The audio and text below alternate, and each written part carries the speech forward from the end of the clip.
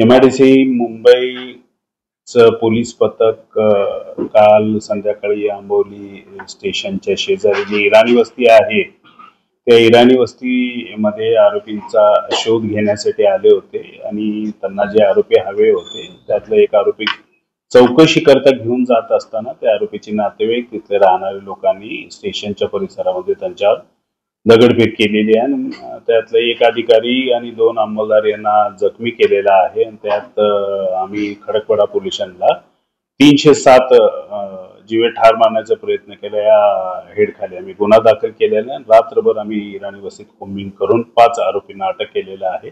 उर्वरित आरोपी आम्ही अटक करत आहोत. त्याच्यामध्ये आरोपीचं नाव काय असेल तर बॅकग्राऊंड काय आरोपीचं?